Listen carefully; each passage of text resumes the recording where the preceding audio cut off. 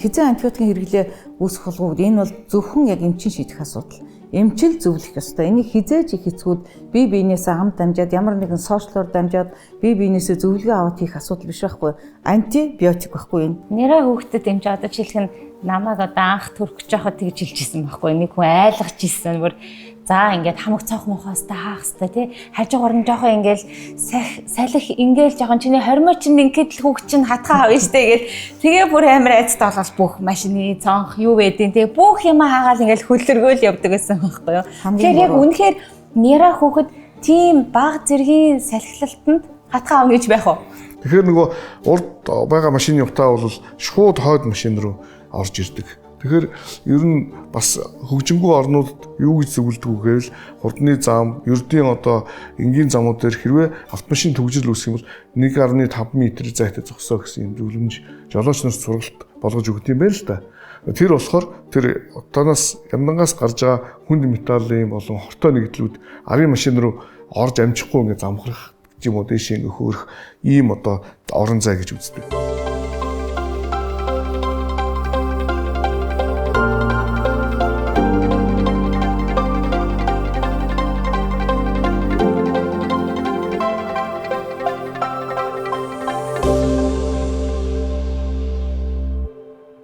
Сайн байцгаана уу? Манай подкастын маань шинэ дугаарыг хүлээн авч сонсож байгаа үзэгч та бүхэндээ энэ өдрийн мэндийг хүргэе.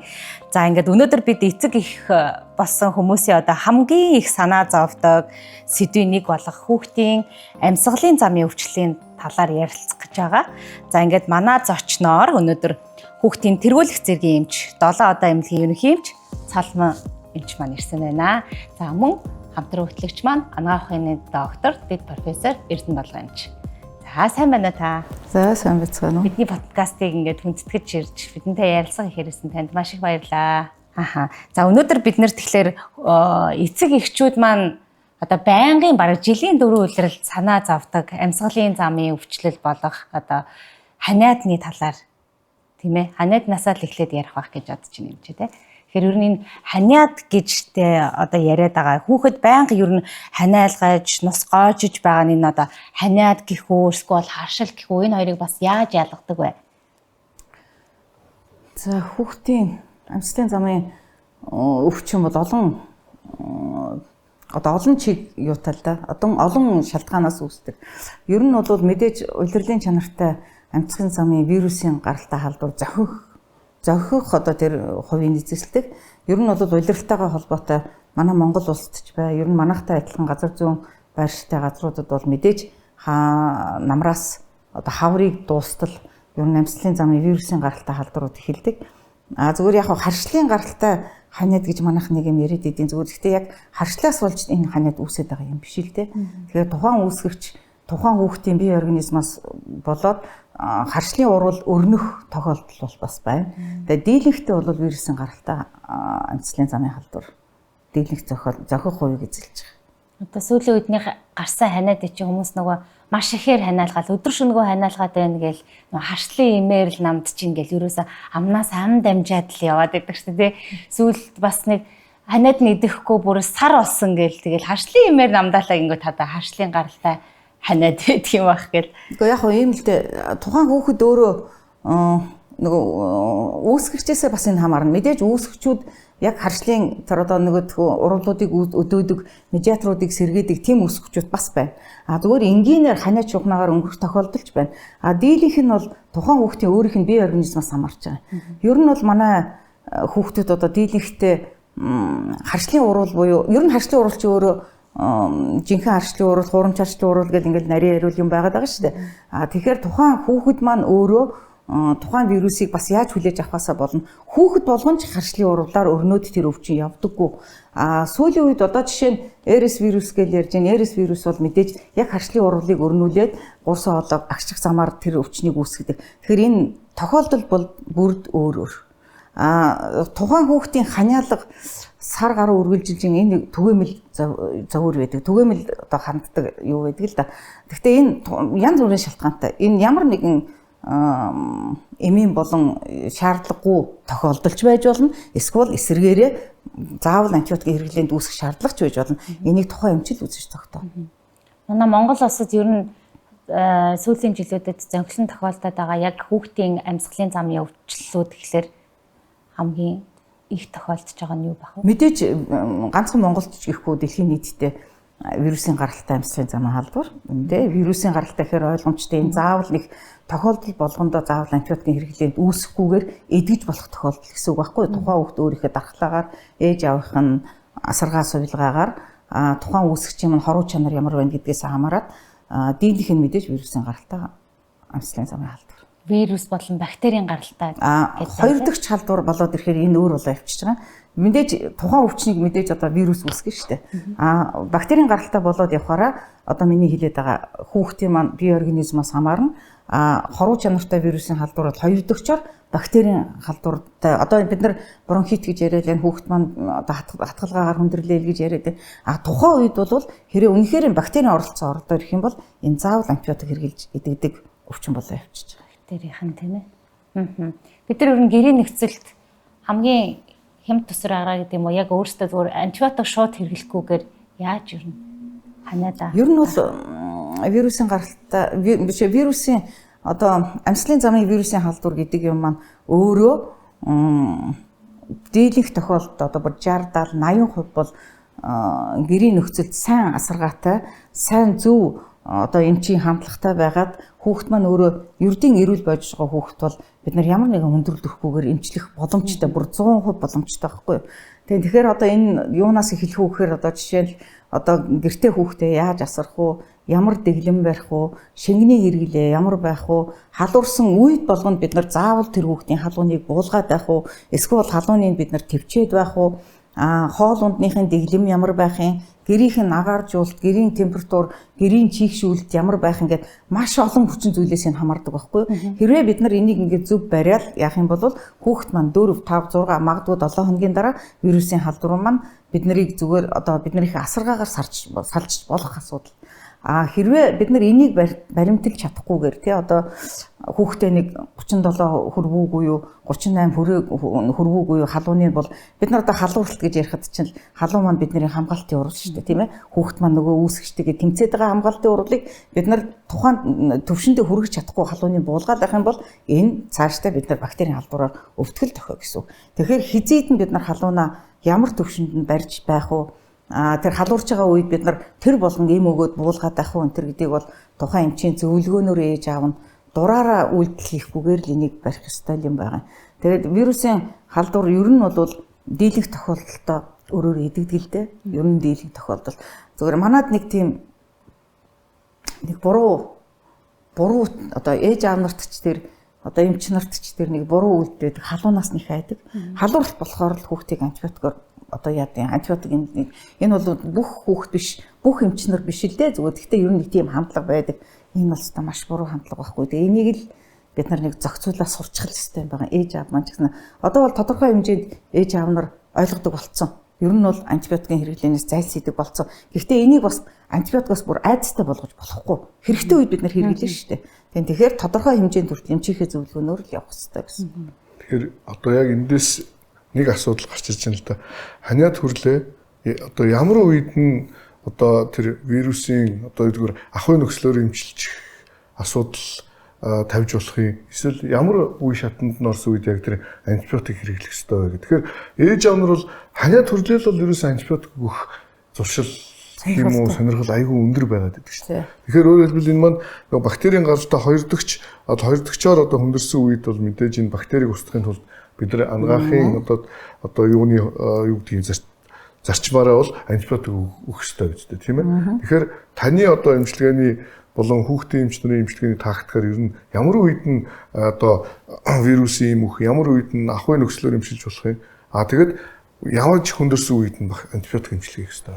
Энэ ер нь хизээ антибиотикийн хэрэглээ үүсэх болгоод энэ бол зөвхөн яг эмчин шийдэх асуудал.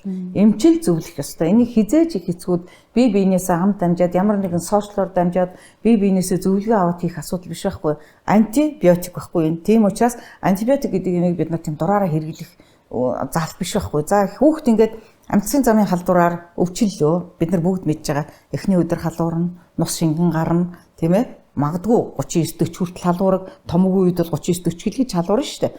Тэгэхдээ энэ халуурсан ер нь бас нэг юм байгаа.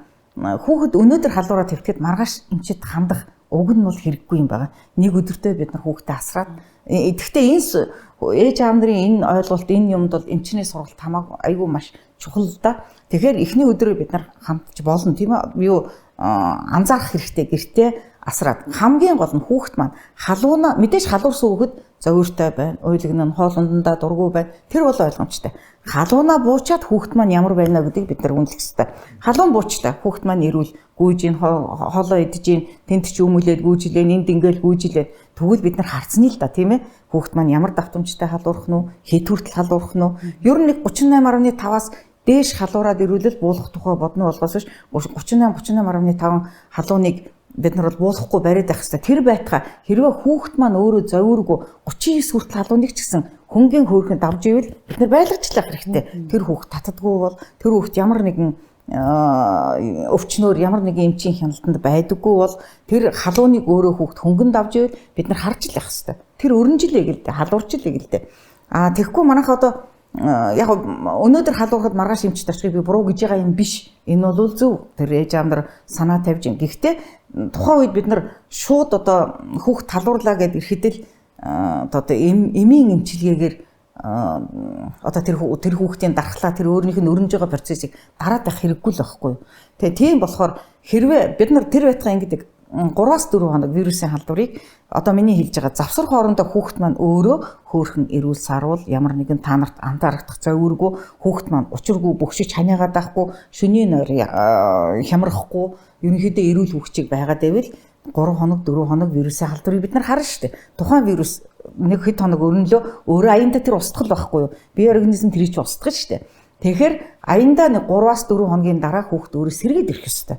Өөрөө хоолундаа хөөрхөн болоод өөрөө хөөрхөн гүйж хараагаад өөрөө нөгөө нэг халууралтын маань процесс хоорондоо холдоод хөөрхөн болоод ирэх ёстой. Тийм бол харж илвэ. Эмчтэй хянуулж тэгээд харж илвэ.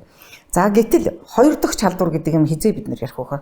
Хүүхэд маань ханиагаад ирэх шингэн нустай байлаа. Нус өтгөр нь угаасаа тэр процессороо бид нар шингэн усрахыг нус байлаа, дараад нь салслаг нус болно. Эргээд бид нар ногоо нус болно. Ногоон гэдэг нь бас л нэг талаар хамгаалт явуул. Тэнд нөгөө цагаас оролцоод ирэхээр идэрх ногоо нус болно.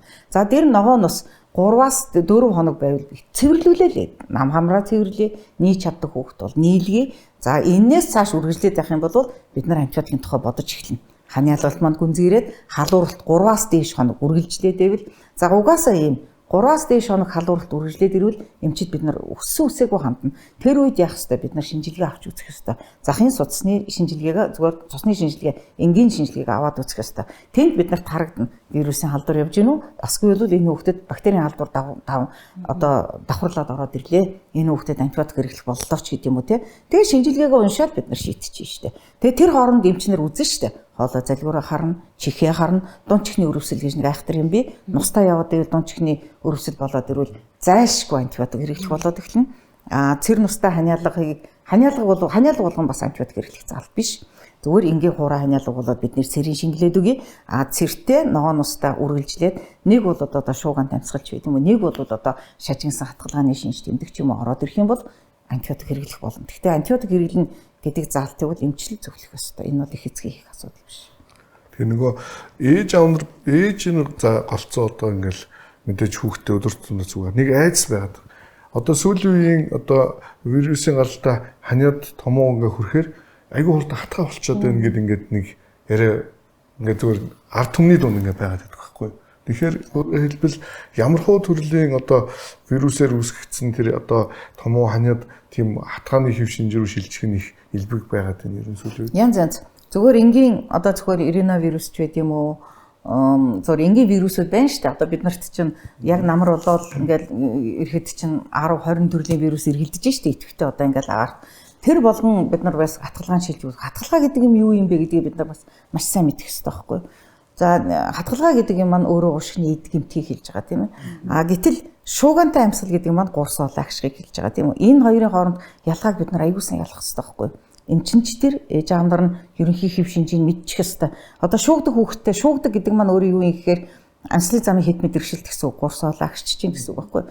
За энэ тохиолдолд бид нар антибиотик эмчилж болдог. Энэ болдог. Тухайн үед хүн дэмшиг явна. Тухайн гүнзгий амьсгал нь амьсгалын тоо холшрон шуугантай амьсгалаад гэхдээ одоо захын судасны хүчтэй юу буугаад ирнэ. А гэхдээ тэнд бактерийн оролцоог байхгүй гэж болох байхгүй юу?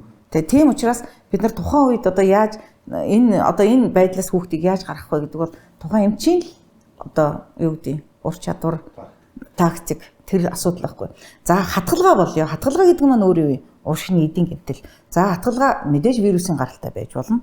За энэ хатгалгаа мөртлөөс вирусын гаралтай байна гэд энийг ялгахад хэцүү л дээ. Зөвхөн ер нь вирусын хатгалгааны зураг, эмнэлгийн зураг ерөнхийдөө ялгагддаг. Он удаан жил ажилласан бид нар бол хараад ялгана тийм ээ. Одоо энд бол мэдээ залуу эмч нар ч тийм үү одоо энэгээр яг мэрэгч ажиллаагүй эмч нарт ялгаж салахад хэцүү. А гэхдээ энэ вирусын гаралтай хатгалгаа байна гэдэг антибиотик эмчний гэвэл энэ бас өрөөсгөл байхгүй. Энэний чинь цаана угаасаа л бактерийн халбар заавал явна. Бүр заавал зөвхөн дан вирусны пневмони яваад ингэж байхгүй. Заавал бактерийн хатгалгаа авсарна. Тэгэхээр энийг одоо яг л ийм үед чинь бид нарт эрентгийн хэрэг болно. Бид нар сэжиглээ, амьсгалын тоолширлоо, хүүхд маань өндөр халуурлаа, хүүхдийн маань амьсгал одоо амьсгалж байгаа байдал чагналтаар бид нар хатгалгаа сэжиглж эхлэх юм бол бид нарт юу туслах вэ? Эрентгийн зураг туслана. Тэгэхээр эрентгийн зургийг толгой дараалж хийгээд идэг айгуу тийм буруу. Би бүр энийг бүр асар их эсэргүүцдэг. Би ингэж боддоо штэ. За одоо ингээд эмчнэр ингээд толгой дараалал ингээд эрентгийн бичээд идэг эмчнэр өөрийнхөө хүүхд тэгдэггүй байх гэж боддог. Гэхдээ энэ би зөвхөн муухай хардж иж магадгүй л дээ. Ер нь бол тэгж боддог. Тэгэхээр эрентгийн гэдэг юм маань ямар их хорн өрхөөлтэй. Бид нарт яг ашигтай байж болно. Тус болно. А гэхдээ бид нар дэнслэх ёстой. Хортоо нь илүү вэ нү? Одоо ашигтай тал маань илүү вэ нү? Тэгэхээр эрентгийн гэдэг юмас маш цензуртэй хийх ёстой байхгүй. Туслах үедээ бид нар туслана. Хэрэгтэй бас. Толгой дараалан ханиад төрсэн хүүхэд болгоныг эрентгэнээр харах ёсгүй юм аа л гэдгийг эндээс бас гэдэг шүү дээ. Толгой дараалаад за тэр байтугай хүндрэлгүй энгийн амбулаторны хатгалгаа гэж бас байгаа шүү дээ. Амбулатороор буюу гэрээр эмчиж болох хатгалгаа гэж байгаа шүү дээ. Хатгалгаа болгон эмнэлэг твдэх ёсгүй л байхгүй юу? Бид нар гэрээр эмчиж болно шүү дээ тэрийг. Тийм тохиолдолд ч гэсэн хэрвээ тухайн тохиолдолд хүүхэд маань хүндрэх магадaltaгүй эмч өөрөө тэрийг мэдэрнэ шүү дээ. Тийм тохиолдолд ч гэсэн заавал эрентгээ хийх хэрэггүй. Одоо манайх ингээд ийм болцсон. Эрентгээ хийж аншаа баталгааж болно гэдэг байна. Энэ юу гэсэн ч үгүй. Тэр хүн одоо нэг талаар одоо ялнаас өөрийгөө мулталж байгаа юм уу? Эрентгийнээр тийм ээ. Хүн өөртөө ихтгэлтэй байж байвал тэрийг заавал эрентгээд харуулах юм байна. Хүүхдээ ингээд санаанд нь багтчихвэл тухай юм чинь. Тэгэхээр би эрентгээнийг бол толгой дараалж хийх ёсгүй гэж боддог. Бид нэр эмчээ ингээд эцэг эхчүүд өөрсдөө одоо ингээд маш тахтай чагнаат ч юм уу тэгээд яг энэ хатгалгаа болж шүү гэдгийг мэдэх тийм арга байдгүй. Ерөөсөө л хүүхдийн амьсгалыг тоолох. Хамгийн зөв арга хүүхдээ халуунгүй 50 байгаа үед амьсгалыг тоол. Тэгэнгүүт чинь одоо нэраа хүүхд нэг 60-аас дээш одоо нэг хүртэлх нас 50 одоо тэрнээс дээш 40-оос дээш одоо том насанд хүрсэн том хүүхд одоо нэг 10-аас 20 30 хүртэл одоо гэдэг ч юм одоо норматив биш шүү дээ. Яг халуурсан хүүхдийн амьсгалд олширдаг байхгүй юу? Одоо 1 градус халуурахад л одоо 38 хүрэхэд нэг 10 хүртэл амьсгалын доо олширдаг. Тийм үед тоолох юм бол бас энэ худлаа л да. Тэгэхээр хүүхдэд 50 багт унтж байгаа үед нь халуунгүй үед нь амьсгалаа тоолол энэ бол одоо ээжнэр бүр сурцсан мэддэг манай хүүхд унтж байхдаа эмчээ тэгд амьсгалаа гэж ирдэг байхгүй. Тэгээ хамгийн амархан арга юм. Халууралтаар бид нар хатгалгааг бас бүрэн уншилж чадахгүй мэдээж эмч нар шиг чагнаж чадахгүй гэхдээ амьсгалын тог хинч тоолж чаддаг шүү дээ. Бүтэн амьсгал гэхдээ одоо нэг 10 тоолчоод үржүүлэх биш тийм ээ. Яг бүтэн 1 минутын амьсгал тоолох хэрэгтэй. Нөгөө ер нь бол ингээд харж яхад хүүхдтэй ялангуяа бага насны хүүхдийг халуурлал бол эмнэлэг рүү бариад гүйдэг нэг тийм. Одоо миний түрүү хэлж байгаа тийм эхний өдөр харъя л да гэдэг тэр байхгүй юу. Нэг өдөр гэртээ бай тийм ээ. Хүүхд маань одоо халуунгүй үедээ ямар байна гэдгийг л харах хэрэгтэй. Бид нар хамгийн их мэдээлэх юм тэр байхгүй юу. Халуунтай үедээ ямар ч хүүхд зовиртой байна шүү дээ.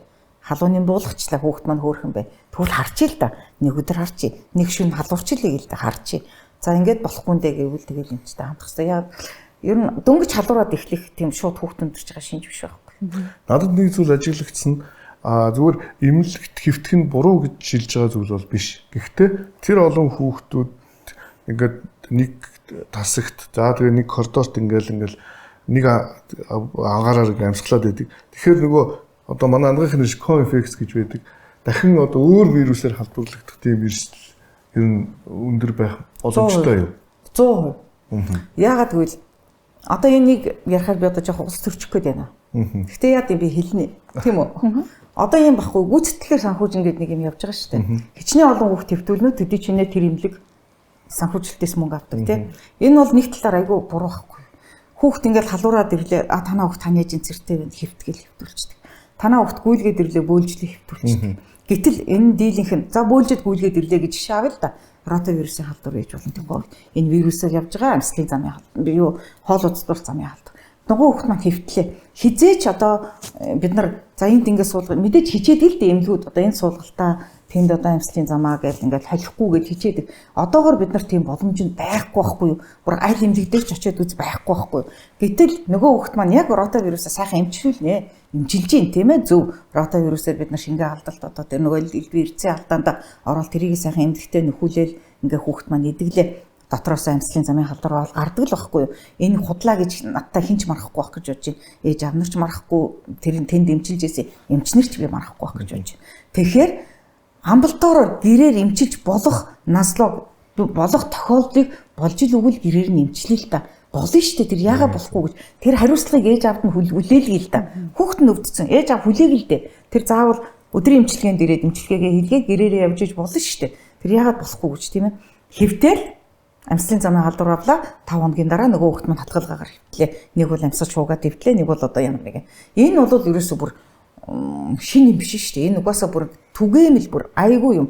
Энэ чухам юутай холбоотой юм гэхээр хэрвээ бид нар санхүүжилт одоо гүйцэтгэлээр санхүүждэггүй байсан бол тэхгүй эмчнэр зөвлөгөө өгөөл явуулна.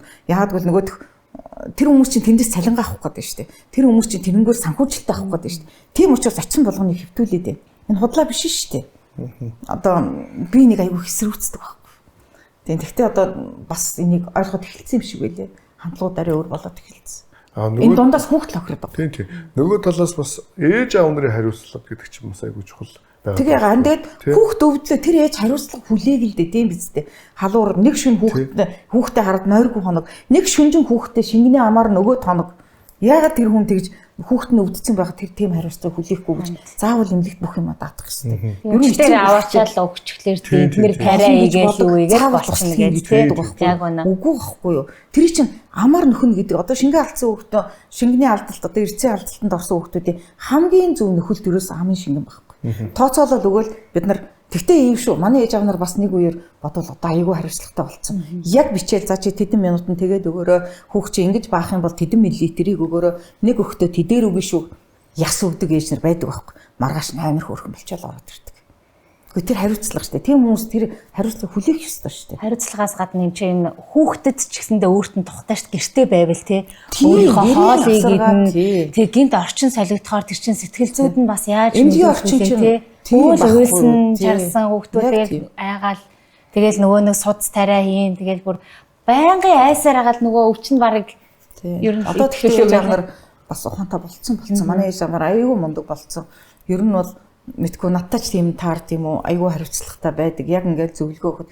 Гэхдээ нэг юм байдгийг одоо эмч нарт одоо ингээд хүүхэд нь ингээд өвдөд эхлэхэд бид нар 1 2 3 4 гээл 4 юм бичээл ингээд нэг карч техник өөр тийм ээ нэг тхимээ бичээд ийм учиртай шүү чи энийг ингээгэн шүү хоёр дахь нь ийм учиртай шүү гэж тайлбарлаад өгөхөд яг ээж амар хийдэг байхгүй тэрийг тэгэхээр энэнд бас манай эмч нар суралцах хэрэгтэй тий одоо яг ингээд ойлгох хэрэгтэй энэний чинь тулд би ингээд хийгээд байгаа шүү нуул нь айгүй жижиг асуудал байгаа байхгүй тий хамгийн жоох асуудал хамгийн энгийн бүр тий хандлага тий гадны оронд чи эмчээ бүр 40 хэм хүртэл халуураагүй болвол эмнэлэгт ирэх хэрэггүй гэдэг шүү дээ. Эмч эхний одоо миний хэлээд байгаа эхний 24 цаг за хүүхд гайг бол 48 цаг хүлээе да гэдэг байгаа тэр байхгүй юу? А зүгээр бүлээх төдий битэн эмнэлгээр аваад тэр чинь бас эрсдэл байхгүй юу? Нэгдүгürt ягаад ч хөө одоо зүгээр эмгүү байж болох тохиолдолд эмчид очилгаа болохоор эмч эм бичих гэдэг шүү дээ. Нөгөө хүүхдэд нэг шаардлагагүй юм хэрэглэж гэдэг.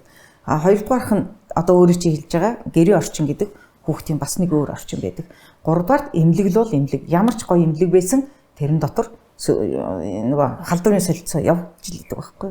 Тэгэхээр одоо нөгөө антибиотикийн хэрэглээ гэж эргээд ингээ орохоор ер нь бол хүүхэд ч гэлтгүү насанд хүрэгчдэд ер нь манай эргээд антибиотикийг хэрэглэх айгүй тийм дуртай. Ер нь бол шууд нам дараатай бичиж өгөөд ингээд байхад. За ер нь бол ингээд юу гэдгийг туршлагатай эмчнэр дээр ингээд ороод үзүүлэхээр ер нь сага юм бичээд антибиотик бичээд өгдөг. Өөрөө бол ер нь тэхгүй маа гэсэн тийм хандлага энэ ер нь зүгээр одоо яг нөгөө би хүүхдийн практик юм шиг л дээ насанд түрэгч эмчдэг. Тэгэхээр яг тийм хандлага бол аюух ер нь ажиглагддаг. Тэгэхээр одоо жишээл түрүүн ярьж исэн жишээл одоо Европын холбоо ч гэдэм үү Америкт ингээ хүүхдээ эмнэлэгт аваад очиод үзээд антибиотик ингээ бичээд өгж байгаа тохиолдолд бол ээж аав нар нь баг тэр эмчийг хэмт хэрэгтэй шиг гэж хүлээж авч өөрөөр хэлбэл баг эсэргүүцэл гэх юм уу гомдол гаргадаг. Манайхны одоо гомдол чи өөр штэ.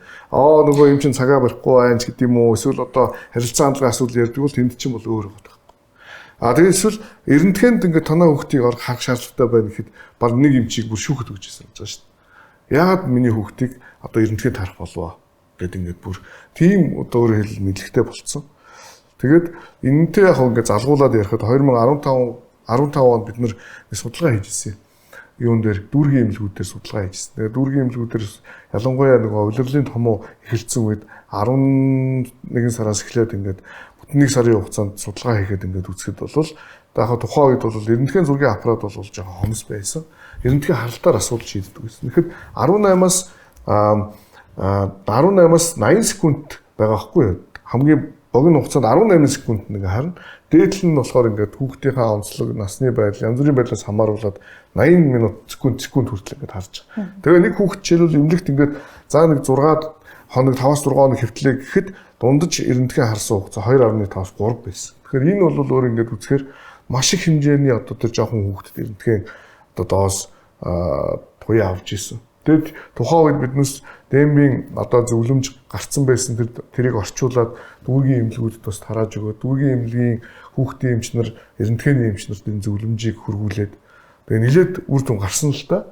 Тэгэд аль болохоор тэр эрдэнэтгэнд харах цагийг богиносгоё. Тэгээ дээрэс нь болж игэл шаардлага гаруй 6-аар асуудлыг шийдъя. Эрдэнэтгэн зургаар. Эрдэнэтгэн зураг бол жишээлбэл 1 секундыг 3.3 хуваасандаа тэнцүү хугацаанд өөрөөр хэлбэл эрдэнэтгэн цацдаг байхгүй хамаагүй богино гэсэн үг. Тэгэхээр энэ асуудал хүртэл бол одоо ингээд нэлээд сайн шийдэгдэж гисэн. Тэгээд таны түрүүний хэлдгээр бол бас нөгөө яг бас эмчнэр маань үе шатыг тааруулж тэр эрдэнэтгэн зураг авсан ч гэсэн тий толгойд оруулах биш юм а гэдгийг бас энэ дээр бас хэлмээр санагдаж байна. Бас нэг юм асуудал гэдэг эрдэнэтэй холбогдоход одоо ингээд эмнэлэг твтээд гарна хүүхэд ингээд зураг авуулаад эрдэнэгийн зураг авуулаад хүүхэд ер нь юм штэ 7 хоног ханиалаа 14 хоног ханиалаа за цээж шүүгсэн байлаад уушг нийт гэмтээгүй ч гэсэн эрдэнэгийн зураг дээр хатгалгаатай юм шиг сүүдэр гардаг байхгүй нөгөө удаан ханиасан хүүхэд чинь тэгэл мэдээж нөгөө ханиадл юм болохоор угийн булчирхай томрно тэгэл зөндөө зураглал олширна за тэгээд янз янзын эмч байна тийм одоо туршлагатай эмч байна туршлагагүй эмч байна тийм ээ тэгэл хатгалгаа гэж онц тавил тэр хүүхэд хэвтлээ за хэвтлээ тэрэндээ тэгэнгүүт нь хатгалгаа гэж хэвтүүлээл дундчаар нэг 5-7 хоног онж байгаа шүү дээ тэгэнгүүт нь зураг авч хэвтүүлчихэд гарахын өмнө хянжийн гэл дахиад зураг авдаг байхгүй нэг бол гэрэлт харуулдаг байхгүй гэхдээ хэрвээ тэр хүүхэд хатгалгаа гэл та нар онш тавил хэвтүүлсэнд бол 7 хоногийн дараа тэрийг хинж яах юм бэ? Хатгалгааны сүүдэр хитэн одоо ямар хугацааны дараа шимэгдэж харагдана гэж 45-аас 2 сарын дараа одоо бүрэн гоё эрүүл уш үнэхээр л тэр хатгалгаа байсан бол. За хүүхэд ингээд хатгалгаа гэдэг оншоор хэвтлээ. Одоо 7 хоногийн дараа зургийг авсан танаа хүүхдээ хатгаа шимэгдээд гоё болчихлоо. Тэр хатгаа байгаагүй л байхгүй юу? Тэр жинхэнэ хатгалгаа биш л байсан байгаа байхгүй юу? Хатгалгааны сүүдэр тэг шимэгдэг юм биш байхгүй юу? Тэгэхээр тэр хүүхэд нэг 10-14 хоногийн дараа тэр сүүдэр шимэгдээд гарна гэж байхгүй. За яг хөө энд бол нэг том юунууд бий л дээ нөгөө нэг одоо сегмент хамарсан том хатгалгаанууд одоо эмчилгээ хийгээд нэг 7 хоногийн дараа 14 хоногийн дараа хянах юм байна. Байлгүй яг хөө тэр байгаа шүү дээ. Хэмжээ нь багасна. Одоо шингэнтэй үе шингэн шимэгжүүгүй юу харна. Одоо тийм том хүнд тохиолдлуудыг би энд яриаггүй шүү.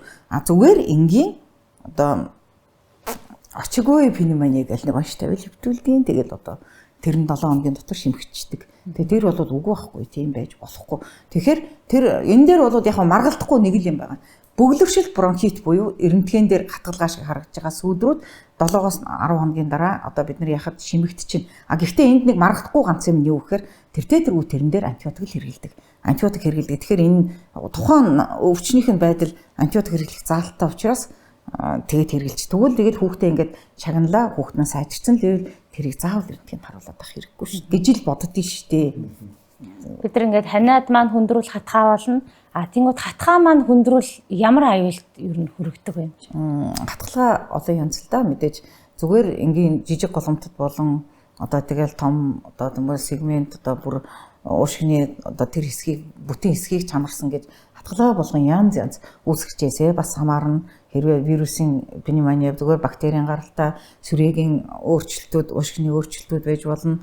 Одоо жишээ нь ковидын үед гэхэд хатгалгаа айгүй тийм супер одоо бүр зургалтай байлаа шүү дээ. Ер нь ковидын хатгалгааг ингээ харахад танихгүй байхын аргагүй тийм зургалтай байлаа шүү дээ. Тэгэхээр тухайн үүсгчээсээ л бас хамаарч байгаа. Хэрвээ хүн дэлбэрийн халдвар янз юм амь төрн шүү дээ. Хатгалгаа гэдэг юм чинь амь насыг авч явна шүү дээ. Тэгээ тийм болохоор юунд ч хүрэж байна. Хэрвээ л яг жинхэнэ хатгалгаа мөн бол. Хүүхэд нэг жоохон бөхшүүл чанаалгаал тэгээд хоолон жоохон сөөхлөөр ээжүүд бид нар нэг юм буддисоолч гэдэг юм уу тийм утлагны шингэн утлагуудаар маш их утдаг. Энэ юу н хэр зөв юм бэ? Энэ нөгөө гүйсэм хоолойг томруул тэлдэгч гэлөө нэг тийм уусан олгог тийм ойлголттой байдаг. Тэр юу н хэр зөв өмчлөх юм бэ? За би энд одоо яг энийг ингээд яг хүмүүст яг мэдээлэл өгөхийн тулд одоо чи яг надаас асуулаа утлаг гэж асуулаа тийм ээ. Утлаг бас одоо тийм аюу тийм хэцүү юм болчиход байгаа юм л да. Одоо нэг хүмүүс ойлголт нэгцэн ойлголттой байж болохгүй биш ойлголт өгөхгүй болохгүй юм болчиход байгаа. Утлаг гэдэг маань өөрөө эм юм аа. Ерөөсөө л эм юм.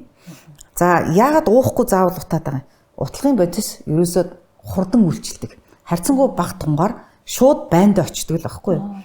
За бид нар одоо новивент гэж одоо түгээмэл болцсон. Одоо хүн болгон чи ээжлээ. Новивент гэж чи өөрөө юу юм? Зүгээр сальбутан бол шүү дээ. Сальбутан бол одоо сальбутан бол сальметр бол да зөв сальбутан бол. Тэгэнгүүт тэрнгээр утгаар яад гэхээр утлаа тодорхой тунгаар утлаа шууд гуурсан олгоор орно. Гуурсан олог дорн тэлнэ. Шууд тэлнэ. Давуу нэрдүүл энэ байхгүй юу? Сальбутамолыг бид нар уулаа. Нөгөөх маань уулаа. Ходоодонд орлоо, илгээр дамжлаа. Одоо эргээд нөгөө байндаа очтол 30-40 минут. Утлаг бол дороо үйлчилдэг. Давуу юм л ердүүл энэ багхгүй юу. Тэгэхээр утлагыг зүгээр нэг гайхамшиг гэж ойлгоод байдیں۔ Энэ зүгээр л бодис. Нэг талаар бас утлагыг нэг аимшигтай юм шиг хүмүүс бас ойлгуулад байдаг. Бас үгүй. За буддисаниб гэж утлаа. Ерөөсө буддисаниб гэдэг маань өөрөө юу юм? Даавар. Тэ дааврын бодис шүү дээ. Бид нар гурсан хоолой тэлсэн биш агшсан үед бид нар дааврыг хэрэгэлдэг. Уух замаар хэрэгэлдэг. Дексамцин гэж толгой дараалал бид нар тарьдаг. Энэ тарих ёстой хэрэгцээтэй үедээ хэрэгжилж болно. Гэхдээ толгой дараалж биш. Эннээс бас нэг үе бүр хүмүүсийг аягүй тийм айдас түргэлсэн да. Гэхдээ энэ чинь шаардлагатай үед хэрэглэн шүү дээ. Зөндөө бидний хүний амийг авардаг, эдгэрэлтийг түргэсгдэг, тухайн одоо хүнд байдлаас бидний гаргадаг бодис мөн шүү дээ. Мөний хувьд бол мөн. Тэрнтэй адилхан нэг бол дексамцин одоо буддисанибор утлаа буддисанид зүгээр л даавар байхгүй. Ялгаагүй утлаа хэдхэн минутын дараа үйлчлээ. Тэгэхээр энийг бид нар ялгаж салах хэрэгтэй. Эм чинь аягүй сайн зөвлөж явах хэрэгтэй. Магадгүй утлагыг хийхэд бид нар буруу одоо хийх юм бол тэрнээсээ илүү хохирол амсна. Одоо шүүгцэн үхэдийг бид нар орилуулаад утаад байх юм бол уламжлал спазм маань ихсээд тэрэнд орох уусан дээр шүү дээ бид нар тийм биз дээ. Уугаад 50 байлгаж байгаа 20 минут бай 30 минутын бай. Тэрний дараа үр дүн нь гаргал дээ тийм ээ. Бид нар яг тэрийг орилуулаад утах юм бол улам спазм өгнө. Улам л нөгөөх маань чангарна. Гэх мэтлэнгээр хүүхдээ сайхан унтаа үед дутаж болно, тайван үед дутаж болно, сатааруулаад дутаж болно. Утлах цаг хоорондын бодисыг энэ ч өөрөө бас хилээд өгнө. Ялгаагүй задарлын хугацаа адилхан. Сальбутан бол 6-аас 8 цагийн дараа задардаг бол утлагаа нийлээ ялгаагүй. Онц яралтай үед бол яг утлаг бол маш үр дүнтэй. Бид нар одоо ларингит гэж ороод ирдэг. Гүйсэн одоо бидний төвөнхийн хаваншил тийм ээ төвөнх ингээл хавнаад ороод ирэхэд утлах хийхэд маш хурдан үр дүн өгдөг байхгүй. Тэгээд бид нар ойрхон утсаараад тавиулцдаг. Гэтэл утгад төвхтэй хүүхтэй байвал бид нар яах юм? Ялгаагүй даавар хэрэглэж системний даавар хэрэгжилж бид нар тэрийг тавиулж шүү. Тэгэхээр утлаганд бид нар аягүй цензуртай хандах хэрэгтэй. Эмч сайн зөвлөх ёстой. Энэ хүүхдэд одоо таарах уу? Энд нь зохимжтой юу? Энэ тохиолдолд бид нар зохимжтой юу? Яг л эмчийн ялгах л асуудал. Одоо нэраа хүүхдтэй хүмүүс нөгөө өрөөгөө байгаа орчноо чигшүүлэх гэж агаар чигшүүлэгч маш их тавьж байгаа. Энэ эргээд уушгинд муу нөлөө үзүүлдэг юм чинь. Ер нь юм. Нэраа хүүхд хийхгүй. Ер нь хүүхдтэй айлын агарын температур, агарын чигшүүлэлтийн түвшин одоо бол ингээ харьцангуй чигшүүлэх гэдэг юм бид нар тогтоож долдог аппаратурууд бий болцсон шүү дээ. Тэгээд одоо дундчаар бол ер нь хүүхдтэй айлын чигшилтийн түвшин 40-70% байх хэрэгтэй энэ гэл байгаа л да. Тэгээд тэрийг температураар бид нар хянчиж болно. Одоо сүүлийн үед бол айгүй их нөгөө пар юунууд маань яг айгүй их тийм хуурай агаартай болчихсон. Тэгэхээр чийгшүүлэгч өчнөө одоо агаар чийгшүүлэгч байна. Зүгээр гэртээ зүгээр ус тавьсан ч тэр чийгшүүлэлт болдог байхгүй. Тэгэхээр чийгшилт гэдэг юм бол биднэрт маш чухал. За орчны температур гэдэг юм одоо ялангуяа тэр амьслын замаар өвдсөн хүүхэд няраа хүүхдээ гэлтгүй хүүхдээ айл болгонд маш чухал юм байдаг л да. Одоо ингээд няраа хүүхдээ хичээл айлд ингээд очиход 30 градустай байж байдаг байхгүй. Би яаж юм бэ 30 градус тэр хүүхдээ хорлож байгаа юм уу те үгүй шүү дээ. Няраа хүүхд яг бид нар 25-аас 26 градус хүртэл байж болдог. 28-аас бүр 28 энэ хүрсэн байдаг л да зүгээр. Гэтэ яг няраа тохиолдолд тухайн тохиолдолд нэг хэд хоног одоо няраа байх хэвээр супер температур хамгийн тохиромжтой температур 25-аас 26 градус байдаг. А ер нь айл гэрийн эрүүл амьдрах хамгийн тохиромжтой температур бол 19-с 23 градус. Энэ орчинд бид нар бариулж өгөх ёстой. Чийгшилт бол 40-с 70. Тэрийг л бид нар барих ёстой. Тийм ээ, тэ чухал мэдээлэл байна. Тэгэхээр ер нь бол дулаахан байх тусмал сайн гэдэг чинь бол бас үгүй шүү дээ. Тус сөрөг буруу ойлголт байна шүү дээ. Хөлөг тусмаа хүүхд шингэнээ алдаж байна. Шингэнээ алдах тусмаа хүүхд хуураач чинь. Тэрнийхээ талаар бид нар уулгаж чаддаггүй бас энэ асуудал шүү дээ. Нэрээ хүүхдэд энэ ч одоо жишээлх нь намайг одоо анх төрөх гэж яхад тэгж хэлжсэн байхгүй. Нэг хүн айлгаж ирсэн. Бүр за ингээд хамаг цонх мохоостай хаах хэвээр тий хажуугаар нь жоохон ингээд салхи ингээд жоохон чиний хормоо чинь ингээд л хүүхд чинь хатгаа авна штэ гэл тэгээ бүр амар айцтай болгож бүх машины цонх юу байдیں۔ Тэгээ бүх юм хаагаал ингээд хөллөргөөл явдаг гэсэн байхгүй юу. Тэгэхээр яг үнэхээр нэрээ хүүхэд тийм баг зэргийн салхилалтанд хатгаа авна гэж байх уу? Үгүй тийм байхгүй.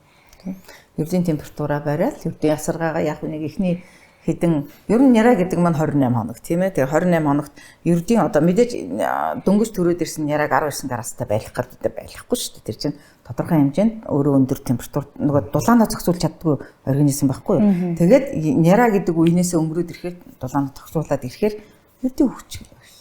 Одоо яг нөгөө амьсгалын замын өвчин ингээд сүйдэн сэрүү орохоор ихсэж чинь тий. Тэгэхээр мэдээж одоо нөгөө яг нөлөөлөх хүчин зүйл тэгэхээр иргэдийн дунд бол агарын бохирдол угаасаа л байгаа. Тэгээ агарын бохирдол ингээ асуудлууд. Тэгэхээр ер нь бол энэ юунууд өвчний одоо амьсгалын замын одоо томоо өвчний одоо тэр эдгэх хугацаа одоо уртсахч байдаг юм уу? Эсвэл шинж тэмдэг нь өөрчлөгдөх энэ асуудлууд дээр энэ агарын бохирдолд хэр нөлөөлөл үзүүлдэг вэ? Мэдээж зүгээр онлын хувьд мэдээж нөлөөлнө. Агарын бохирдол гэдэг маань дандаа химийн бодис тийм ээ. Тэр бидний амьсгалах ёсгүй химийн бодис шүү дээ. Амьслаад ирэхээр одоо нөгөө миний хэлээд байгаа амьслын замын хэд мэдрэгшилт гэдэг юм. Одоо шуугант амьсгал гэдэг юм чинь хуучин юм байсангүй ш. Намайг залуу үед юм байсангүй. Одоо бол бараг толгой дараалаад хоёр хүүхдийн нэг тутам тиймэрхүү байна. За тэгэхээр энэ талаар хийсэн судалгаа бол байдаггүй бах. Би ямар нэгэн судалгаа олж уншаагүй. А зүгээр онлын хувьд бол энэ мэдээж нөлөөлнө. Яаж ч ийсэн нөлөөлнө. Мэдээж хэрэг тийм ээ. Одоо бид нар химийн бодисоор л амьсгалаад байна шүү дээ. За яг бид нар одоо нэг жоохон тэсвэрлэг болцсон тэрийг одоо нөлөөлөхгүй байлаа гэж бодоход хүүхдэд бол бүх юмыг тэр чигээр нь хүлээж авдаг организм бол бид нар одоо гэртээ байгаа ч гэсэн агарын солилцоо солигдохгүй одоо өөрснийгээ бид нар гэртээ одоо гадаа бохир агаар тавина байсан ч гэсэн бид нар тодорхой хэмжээнд бохирлогдсон агаарт амьсгалж байгаа байхгүй. Тэгэхээр энэ мэдээж нөлөөлж байгаа. А зүгээр хідэн хувь нь яаж гэдгийг би одоогор ямар нэгэн судалгаа олж уншаагүй. Харин тийм байх тий. Одоо яг одоо ингэдэг юм байна л да. Тэр тээврийн хэрэгслүүд ялангуяа өвлийн улиралд мэдлэгдэж байгаа л өвлийн улирал шүү дээ. Хэмжээний утаа гарч байгаа. Тэгэхээр зуны улирал жалгаа хутлааны улирал. Тэгээд маш их төвжирэлтэй нийгэм бид нар амьдарч байна тийм ээ. Төвжирэлтэй нийгэмд. Энэ төвжирэлтэй нийгэмд өглөө хүүхдээ хүргэж өгнө. Орой хүүхдээ аавна. Тэгээ энэ хамгийн богино хугацаа за магадгүй би жишээл хүүхдээ хүрэхэд 20 минут. За тэгээд жоохон ачаал хоцроод гарчих юм бол 30 минут дээр ингээд төвжирч байгаа. Тэгээд төвжирлэлтээр ингээд зогсохоор ерөөсөө өмнөх машины утаа арын машин руу шууд орж. Ядчаад манайхан чинь ингээд бүр ингээд араас нь ингэж нааж зогсох юм. Машинууд бүр ингээд нааж зогсдог. Тэгэхээр нөгөө урд байгаа машины утаа бол шууд хойд машин руу орж ирдэг. Тэгэхээр ер нь бас хөгжингүй орнуудад юу гэж зөвлөдөг вэ гэвэл хурдны зам, ердийн одоо энгийн замууд дээр хэрвээ автомашин төвжирэл үүсэх юм бол 1.5 м зайтай зогсоо гэсэн юм зөвлөмж жолооч нарт сургалт болгож өгд юм байна л да. Тэр болохоор тэр утаанаас яндангаас гарч байгаа хүнд металлын болон хортой нэгдлүүд арын машин руу орж амжихгүй ингээд замхрах юм уу дээш ингээ хөөрөх ийм одоо орон зай гэж үздэг. Тэгэхээр манайх ч ингэ шахаа зогсчихдог байхгүй. Тэгээд тэндээс асар их одоо юу гэдгийг ханиа томоонд амьсгалын замын өвчтөд нөлөөлөхгүй ч гэсэн тэр хүнд металлын нэгдлүүд, хортой нэгдлүүд хүүхдийн ялангуяа одоо тэр цуснд одоо тэр одоо зарим нэгдлүүд тэг болчиххаалаг эрхтнүүд хамгийн их нөлөө үзүүлдэг гэсэн судалгаа бол гарсан байл л дээ. Тийм учраас заавал нөгөө хүүхдээ маск машинд байсан ч маск зүйлэх суулга тэгээд арын игнэнд суулгаа гэсэн зөвлөмжийг бол гаргаж өгсөн байдаг. Тэгэхээр арын игнэнд хүүхд суулгаа гэдгаа чинь бол зүгээр аюулгүй байдал талаасаа автотеврийн хэрэгслийн хөдөлгөөний аюулгүй байдал талаасаа биш бас өөрөөр хэлбэл тэр бохирлогдсон агаар яндангийн утаа автомашиныг дотор салонд орж ирээд шууд одоо тэрэнд одоо нэр өвтгээс сэргийлж яана л гэсэн нэг тийм чиглэл байгаад байгаа байхгүй. Нэг төвчтэй. Тэгэхээр энийг бол одоо бас мэдчих хэрэгтэй. Тэгэхээр аль болохоор бас одоо жолооч нар маань зогсохтой бас нэг жоохон тий түгжилтэй зам зогсохтой ингээд зайтай зогсож юмар юм шиг байна. Тэгэхгүй нэг машин орчихно гэж ерөөсөө зүгээр бүр баг ингээд наалтах нь холгүй л ингээд зогсчихдог. Энэ чинь хамгийн буруу зүйл байх. Эрүүл мэндийн талаасаа бол. Тийм учраас энэ нь бол хүүхдэд дандаа арын игнээ суулгаж, маск зүйлгэж суулгаж гэсэн. Тэгээд дээрэс нь автомашины нөгөө юугаа эргэлтээ дотор эргэлтэн дээр нь тавьж явах хэрэгтэй. Тэгэхгүй болохоор шууд гадна эргэлтэн дээр гадны тэр одоо нөгөө тээврийн хэрэгслийн утааг ингэж дотгошоо шингээж аваад сурж аваад байна гэсэн үг байхгүй юу? Энд чи тэгэхээр ханиад томоо ер нь хүнийхээ дархлаанаас шууд хамаарах уу? Одоо жишээлх нь нэг ангид 30-аас 50 хүүхэд байлаа гэхэд зарим нь ханиад хүрээд, зарим нь одоо тэр амьсгалын замын өвчлөл хүрээд, зарим нь бол зүгээр байж идэг шүү дээ. Одоо нэг гэрт байгаа хоёрын ч гэсэндээ нэг нь хүрээд нэг нь хүрэхгүй байх тохиолдол байдаг. Энэ тэгэхээр ерөөсөө дархлаатай холбоотой гэсэн үг үү? Дархлаа гэдэг юм бас айгүй тийм нарийн асуудал л та. Одоо эрүүл бойжж байгаа хүүхэд, эрүүл оршин тогтож амьдарч байгаа хүмүүсийн дархлааны систем гэдэг юм бол өөрөө угаасаа л эрүүл байдаг байхгүй. Одоо яг л өөрийгөө хамгаалах чадвартай дархлааны одоо бидний дархлааны систем шиг ухаалаг систем байхгүй. Маш ухаалаг систем юм. Оролдох юм бол буруутдаг систем байхгүй юу. Тэгэд тэр янз янзаас л болно. Одоо ер нь тухайн амьсгалын замын халдвараар нэг хүүхэд өвдөөл нөгөө нь өвдөхгүй байлаа гэхэд тухайн нөгөө өвчлүүлж байгаа вирусын орчинд байгаа концентрац бас хамаарна. Хүүхдийн маань өөрийн маань нөгөөхийг хүлээн авах чадвар тухайн үед тухайн хүүхд ямар байж юу гэдгээс хамаарна. Тэгээ янз янз л да. Хүүхэд болгон одоо жишээ нь дархлаа муутай бол ханиа түрээд ин гэж юусоо бодож болохгүй. Ер нь ингэдэг. Дэлхийн эрүүл мэндийн байгуулагч тэр одоо Европын бүр Америкч нөгөө нэг юунууд эрүүл мэндийн байгууллагуудаас өгж байгаа юу бол ер нь дэгдэлтийн үед хүүхэд нэг жилдээ нэг 6-аас 5-аас 6 удаа амьсгалын замын халдвараар өвдөөд хүндрэхгүйгээр идэх бол энэ хэвийн үзүүлэлт. Зарим талаар бид нарт бас ашигтай ч гэж болно. Дархлааны системийг бас оогт өвдөхгүй байгаад байвал унтаа бичнэ штэ. Өвдлөө сэргэлээ тэр одоо мэдээлэл хадгалагдлаа тийм ээ. Одоо ингээд энгээр өвдөөд өнгөрлөө шүү гэж тодорхой хэмжээнд өөрийгөө хамгаалах төвшөнд хүрлээ. Тэгэхээр энэ дархлаа муу байснаас ханиа түрээд ийн гэдэг эрүүл хүүхдэл бол нэг тийм яригдах асуудал биш.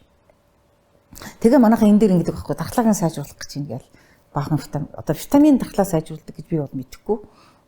Яг нь бодисын солилцоог идэвхжүүлээл одоо нэг тийм мэдээж өөрт нь хэрэгтэй өөр байгаа шүү дээ. Бидний хамгийн чухал нь одоо бодисын солилцоо гэж бид нар ич одоо ингээд амьдруулж байгаа юм байна шүү дээ. Тэрэнд нөлөөлдөг юмнууд байгаа. Гэхдээ витамин ууснаар хүүхдийн дархлаас эргэдэг гэж юм бол байхгүй шүү. Нөгөө цогцойхон гэдэг машинын дархлын судлалын багш ярьж ирсэн шүү дээ. Бас нэлээ одоо бичлэг нь явуулсан. Ерөөсөө дархлаа яаж ч сайн дэмждэг бэлтгэл байгаад хүний биеийн дархлааны 0.2 л үү 1-2%-аас хэтрүү дээш дэмжиж чаддаггүй. Тэгэхээр ерөөсөө сайн унд, сайн хоолой, сайн амар, стрессгүй бай. Энэ өөрөө л дархлын тогтолцоог дэмжиж өгчтэй байна л да ерөөсөө. Тэгэхээр ер нь бол нөгөө за ядраад байна, эмнэлэгт хэвтэй, эсвэл дусал хийлгээ гэдэг чинь ерөөсөө дархлааны биш тийм ээ. Ерөөсөө унтах хэрэгтэй. Сайн унтах, сайн хооллох, ямар ч стрессгүй байх. Хүүхдэд бол цагт нь унтуулах. Яг тийм ээ. За энд нэг юм витамин D-гийн хэрэглээ. Одоо D витамины хэрэглээрөө дэлхийн нийт хандчлаа.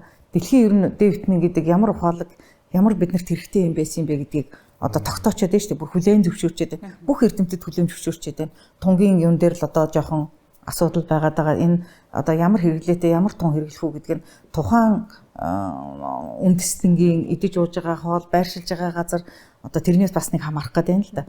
За Монгол улс бол өөрснийхөө нөгөө өр өрөг уртраг газар зүйн байршлын хувьд бид нар мөнхийн витамин D-гийн өсгөлөнд байдаг газар байхгүй юу? Бидний идэж байгаа хоол хүнс хэдийгээр бид нар одоо яг ингээл ойрог байгалийн гаралтай юм идэж ууж байгаа ч гэсэн тэрэн дотор витамин D хагуулсан бүтээгдэхүүн ховор байдаг. Тийм болохоор бид нарт яалтчгүй витамин D гаднаас авах болж байгаа.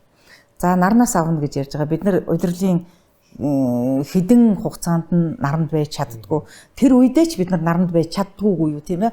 Нэг 100-ийнхаа 3 сард одоо ч 100 бараг болохоо байлсан шүү дээ. Тийм учраас ер нь жилийн 4 удиралдаа бид нар витамин D-г тохирсон тунгаар хэрэглэж явах хэрэгтэй. Дархлаа гэдэг ямиг ярихын тулд бид нар заавал витамин D-г дуусгах хэрэгтэй. Заавал ярьж явах хэрэгтэй. Витамин D-гийн бэлтгэлүүдийг хэрэглэх нь зөв юм уу?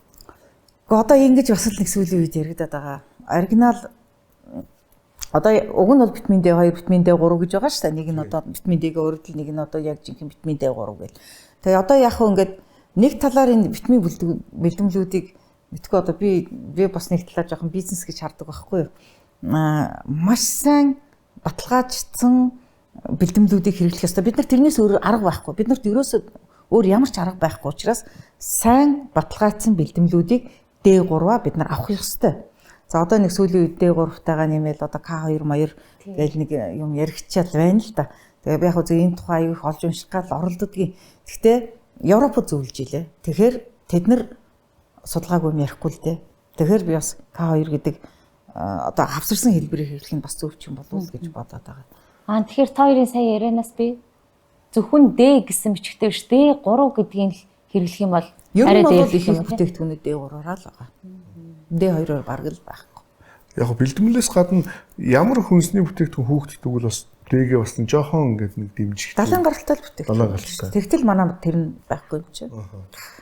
Ер нь яг витамин D одоо малын одоо нэг дотор гидсэнд одоо ингээд ярьдэн штэ байдаг. Яг тэр нь хэд ямар мэдээж дээр үе судлагдаад тодорхой хэмжээнд байдаг одоо сүү тарганд тодорхой хэмжээнд байдаг л гэдэг. Гэхдээ бидний хэрэгцээг хангах үйц төвшөнд байж чаддаггүй. Бид нар хэрэгцээг нь хангах үйцээ төвшөнд далайн бүтээгдэхүүн хэрэглэж чаддгүй ус үндэстэй шүү дээ. Тийм учраас бид D витаминыг заавал нэмэлтээр хэрэглэх ёстой.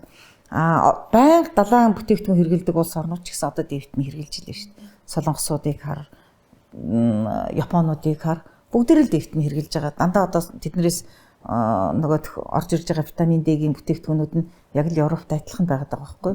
Тэгэхээр тэд нар өөрснөө хэрэглэдэг л байж таараа. Тэгэхээр энэ бол маш чухал асуудал байна л та. Тэгэхээр ер нь л дийлийнх нь энэ асуудлыг нь би мэддэггүй байх гэж бодож байгаа. D витамины хэрэгцээ, шаардлага, за энийг тэгээд нөхөж авах асуудлууд. Тэгээд нөгөө амархан ядраад байдаг гэдэг юм уу? Насан турш хүмүүст бол тэгээд байдаг шин. Амархан ядраад байна. Тэгээд ер нь жоохон ингээд одоо өдөр ингээ нойр хүрээд байдаг, нойрмог болчлоо энэ төрийг гэдэг. Тэгэхээр ихэвчлэн харж явах тэрийг нөгөө өвчлөлтөй холбох гээд ингээд үзээд байдаг.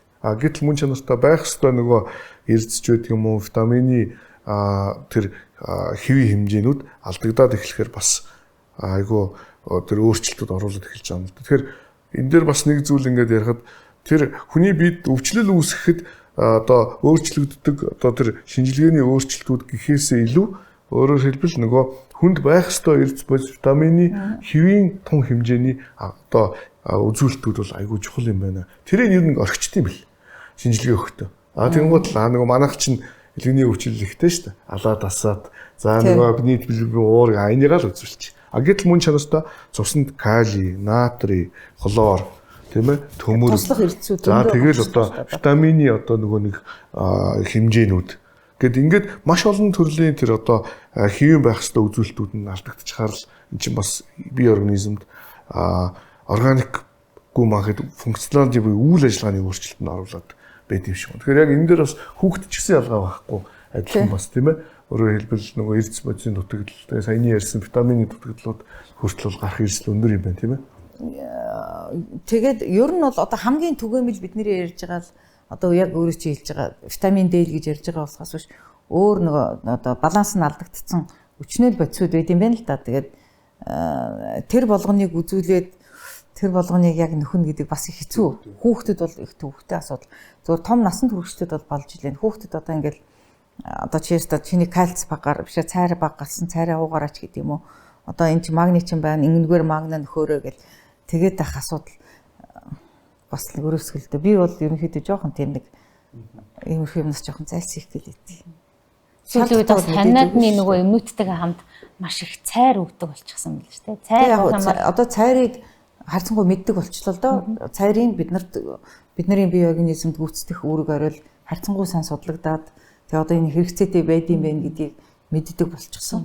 Тэгээ тэрнийх нь үүрэг тэрнтэй адилхан л одоо селен гэж зөндөөл эрдсүүд байж шүү дээ. Бүгд өөр өөрийн юу та. Гэхдээ тэрийг ингээ яг шинжилгээгээр бид нар бас үнэн зөв гаргаж чадах уугүй юу?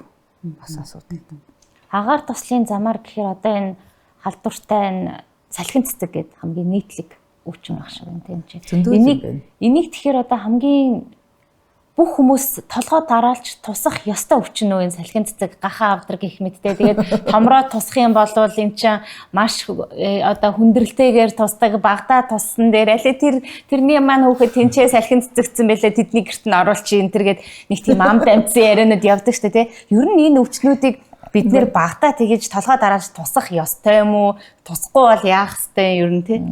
Тусах ёстой ч гэж хэлэхгүй л дээ. За яг салхин цэцэг дээр ярихад салхин цэцгийн вакцин манад бол хийгддэггүй. Европ бол хийгдэг. Одоо хөгжилтэй орнууд бол салхин вакцинууд хийгдэг. Яг харьцангуй хөнгөн өнгөрдөг өвчин. Хамгийн гол нь 100% насан туршийн дархлаа суудаг өвчин байхгүй юу? Тийм болохоор нэг өвдөд өнгөрчүүл амар гэдэг л одоо манайхан бас ажигласан байж тээ. Тэгээ тийм л утгаараа л тэгж хэлж байгаа. Түүнээс заавал тусах ёстой гэсэн юм биш. Яг хөө энэтэй нэг холбогдуулаад ярихад одоо ялгаагүй одоо энэ вакцин одоо энэ вирусын халдварын тухай ярихад одоо Улаанбаатарын дэгдэлт байгаа байхгүй Монгол улсад. Энэ ганцхан Монгол биш ээ бас ялгаагүй бүр дэлхийн нийтэд Улаанбаатарын дэгдэлтийн одоо давлгаа явуулж байгаа үе л дээ. Тэрнтэй яг адилхан Улаанбаатарын вакцин одоо бид нар 9 сартай 2 настай хийж байгаа шүү дээ хүүхдүүдэд. Тэгээд одоо яг миний ажиглаж байгаагаар бол яг вакцингүй хүүхдүүд өгдөг байгаа байхгүй.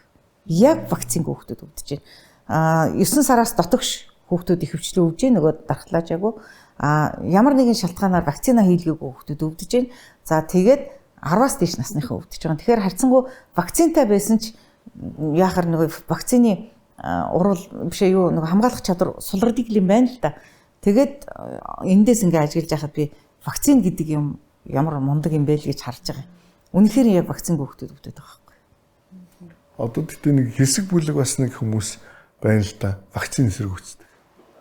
Одоо ер нь бол тэрийг айгүй зөв гэд тэгээд одоо сошиал орчинд бүр ингэж одоо тэрийг суртлах хуулга хийж өөрөөр хэлбэл вакцин бол хор юм, вакцин бол дэлхийн хүн амын одоо дэлхийг сөнөөх баг ингээд нэг тийм бодлого юм ч гэдэг юм уу. Дандаа нэг тийм байдлаар нь би хэд хэдэн тийм пост юу н харсан. Тэгээд ялангуяа нөгөө хүүхдэд дөнгөж төрөнгуут нь битээ вакцин хийлгэрээ энэ гэсэн тийм агуулга бүхий сэдвтэй юмнууд бас айгүй тийм нийгэмд яваад байгаа хгүй тий. Тэгэхээр ер нь бол угаасаа энэ вакцин чинь л одоо дэлхийн нийтийг одоо аврах тийм ээ авралаа том юу болж штэ хамгаалах одоо урал болж штэ. Тэгэхээр ер нь бол энэ вакциныг бол зайлшгүй хийх ёстой юм а гэдэг нь бол батлагдаж байна тийм ээ. Тий одоо яг Улаанбаатар дээр л харахад яг л бүр вакцингүй хүүхдүүд өгдөг байгаа байхгүй. Дийлэх хүүхдүүд хүндэрсүү би одоо ингээд халдвар төвчин судлалын нөгөө тарааж байгаа юунууд байдаг шүү дээ. Одоо мэдээлэл байгаа шүү дээ. Тэгэхээр тэрэн дээр нь харахад вакцингүй одоо манай эмнэлгээр ингээд дайраад хүүхд орж ирж байгаа шүү дээ. Тэгээд вакцингүй өвчлөөд яг ингээд онш батлагдж байгаа хүүхдүүд 100% вакцингүй хүүхдүүд байгаа. Яг манайхаас л явсан хүүхдүүд бол дан вакцингүй байсан. Тэгээд нөгөө өгүүлэмж заавал авч байгаа шүү дээ. Одоо нөгөө дэгдэлт олцсон учраас бид нар илүү сайн анхаарч байгаа. Тэгээд зүгээр вакцинтай мөртлөө өгж байгаа тохиолдлууд байна. Тэр нь ихвчлэн том хүүхдүүд.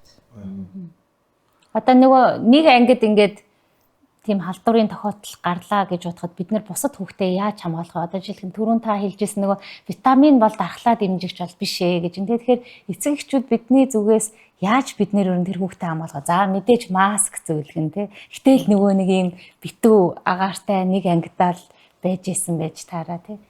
Ер нь бол агаарын солилцоо тэгэл хооллуулж унтах одоо юу гэдэг амрах өчнөө л олон нөгөө хүүхдийг өөрийн ер нь төгөлдөр байлгах гал оролдох зөндөөл юм байна л да. Одоо нэг дархлааны системийг төгөлдөр байлгах гал оролдох. Гэтэ одоо жишээ нь Улаанбаатар бол 98% халдварлах магадaltaй халдвар байхгүй юу? Тэгээ 98% одоо ингээд 100 хүний 98 нь хөвдөхгүй дээ ш. Нэг 2 нь үлдээл тийм ээ. Маш яг гэхдээ вирус нь өөрөө харьцангуй одоо тухайн орчинд тарахад бид нар агааржуулалт одоо юу ингээ хийхэд нэг 2 цаг гарan амьдрах чадвартай вирус байт юм байна л да. Ганц найдах юм л тэр одоо 2 цаг гэдэг чинь дорол одоо идэхгүй байдал шилжчихдээ юм байна л да. Гэхдээ халдварлуулах чадвар бол маш өндөр өвчин байхгүй. Тэгэхээр ер нь л боломжтой л байх хэрэгтэй. Хамгаална мэдээж хоолоо хамаа зайлна тий одоо бидний одоо амьсгалын замын халдварын дамжиж байгаа зам юу юм? Бидний амьсгалын дээд зам шүү дээ. Тэгэхээр хоолойгийн зайлах, хамрын угаах одоо тэн дээр механикаар ботход суусан байдлыг угаагаад гаргах ч байд юм уу те аргал ятсан асуудал да. Гэхдээ энэ үрдэнгүй биш. Үрдэн өгдөг арга. Тэр янз янзаар л үзэж шүү дээ. Одоо тэр хүүхэд туссан хүүхэд ингээл ханиалгалаа гэж ботход энэ ширээн дээр ч юм уу эд материал дээр очиход тэрэн дээр нь хөрөлцөж яхад заавал амьсгалаар биш тийм контактлаад авах. Ер нь амьсгалын замаар халдна гэдэг өөрөө нэр нь хэлж байгаа шүү дээ. Амьсгалын замаар агаарт нөгөөх нь байж ин бид нар тэрнгээр амьсгалж тэгжээж л өвднө гэсэн. А энэ дээр тавиад хатчихсан нуснаас бид нар халдна гэсэн үг шүү байхгүй. Тэр хүүхд амьсгалж байгаа ханиаж байгаа үедээ агаартаа дэгдэж гинэ шүү дээ. Гэхдээ энэ бас тухайн өвчин үүсэх төвшөнд хүрхөөц концентрац тэргээл бас байдсан байлээ л дээ. Давхар судалтуудаар тэр мөрнөөс бас хамаарна л да. За одоо тэгээд яг харшлын жинхэнэ улирал эхэлж байна. Харшлыг асуухгүй байх юм бүр ямар ч арга алга. Одоо бүр толгой дараалал хүүхдүүд ямар нэгэн харшилтай болчихсон байна юм чи. Тэгэхээр дархлаа мууцнаас энэ харшил үүсдэг гэсэн энэ хэр үнний ортой үг вэ? Ер нь харшлын урвал гэдэг юм маань өөрөө дархлааны урвал бол мөн. Гэхдээ энэ бол гаж дархлааны урвал байхгүй юу? Одоо нэг ингэж бодис байхад би харшдаг байхад энэ хүн харшихгүй байна. Тийм ээ. Тэгэхээр энэ тухайн хүний одоо бодисыг тухайн харшуул төрүүлж байгаа бодисыг нөгөө хэвийн бишээр хүлээж авч байгаа урал байхгүй харшил гэдэг юм аа. Тэгэхээр энэ дархлаа муу байснаас харшлаар өвдөж ийн гэдэг бол ямар ч тийм уул үндэсгүй. Тэр бол буруу юм. Зүгээр энэ энгийн хэлэхэд энэ бол гаж урал. Одоо хэвийн биш дархлааны урал гэж ойлгож байна. Одоо хүүхдүүдэд тохиолдож байгаа хамгийн их харшил хүүхдүүд юуны харшлаар ирэх вэ? Ургамлын харшил гэж ирэх үү? Хооллолт байна уу? Бас нэг цаг үетэйгээ холбоотойгоор. Бага насны хүүхдүүдэд за одоо манайхан нөгөө диатез гэж ярьдаг тийм ээ. За харшлын диатез гэдэг маань өөрөө юу юм гэхээр харшлын урвал арьсаар дамжиж илрээд байгааг бид нэр диатез гэж хэлээд байгаа. За гэхдээ харшлын урвал хоёр янз. Одоо миний түрүү хэлсэн хуурамч харшлын урвал буюу зүгээр нэг завсрын үед байжгаад идэгдэг одоо нэг тийм урвал байна тийм ээ.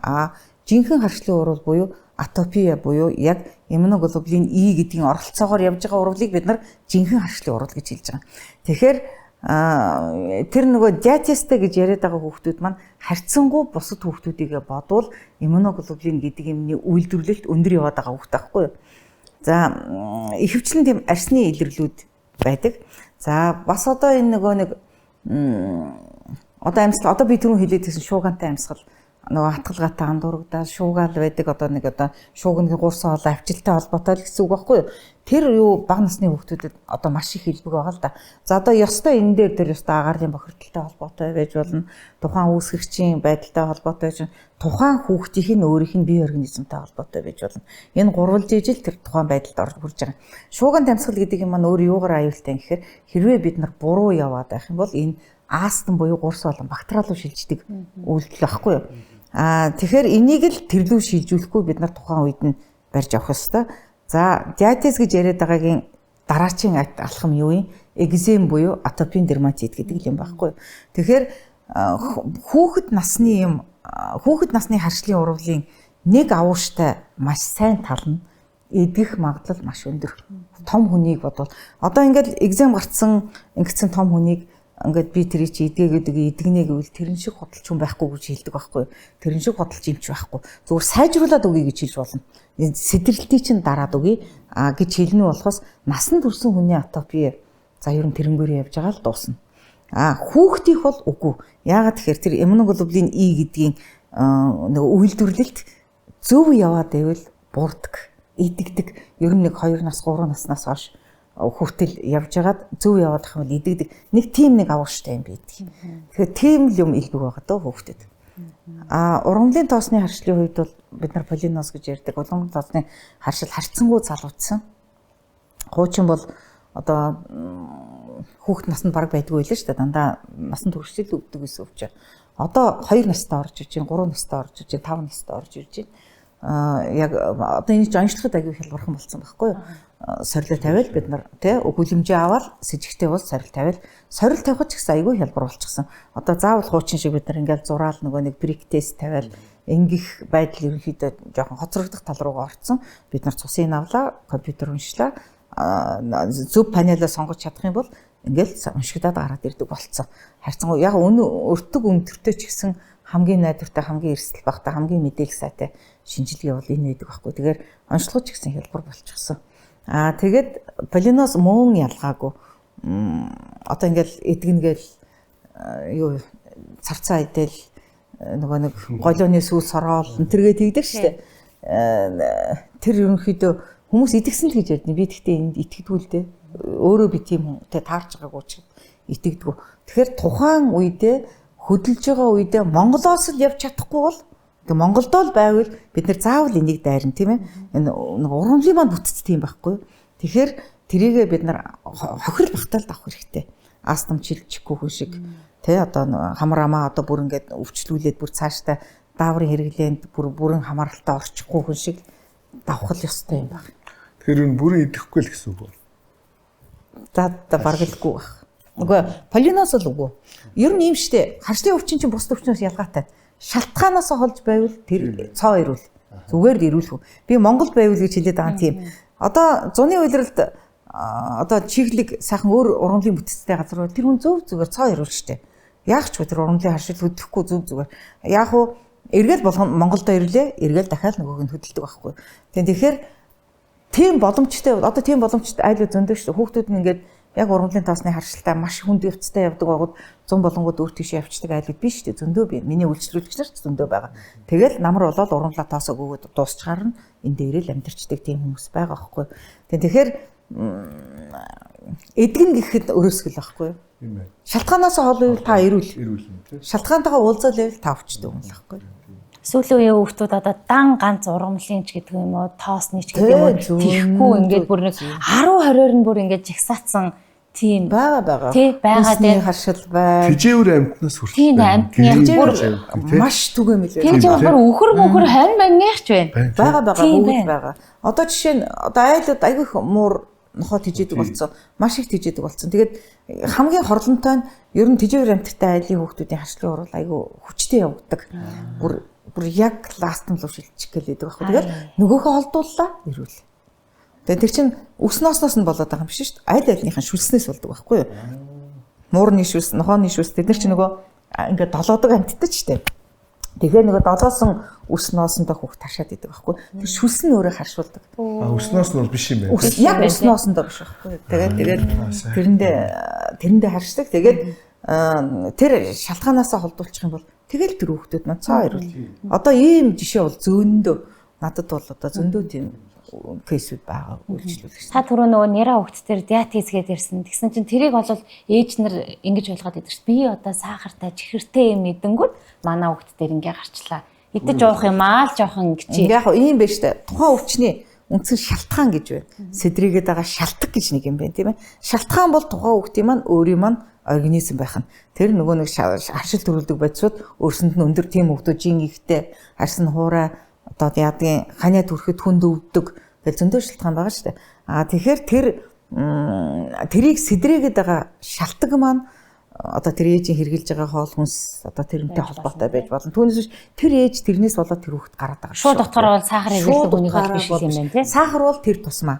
Одоо чихэр нөгөө энэ уучлаарай ингэж ийм байдаг ш нөө жирэмсэн үедээ маш их чихэрлэг юм кола уудаг ийм бол чи одоо диатезтэй хүүхд болох гэж байна. Ингээ яг одоо хүүхдээ мэдрэгшүүлээд нөгөө ургаа мэдрэгшүүлээд иж болох юм л да. Тухайн бодисонда тийм ээ. Тэр одоо кола гэхт чинь идж байгаа одоо бид нар оранж одоо өөр юу гэдэг халуунагаа идэхэд тэрэндээ хүүхдээ бид нар мэдрэгшүүлээд иж болно шүү дээ. Тэ өөрөө харшилгүй ч гэсэн нөгөө ураг маань мэдрэгшээд иж болохгүй гарч ирэнгүүтээ нөгөөтэй харьцангууд нөгөөх нь жинхэнэ нөгөө нэг сэдэрдэг одоо нөгөө реализац болдог байхгүй. Тийм шалтгаан бол байж болно.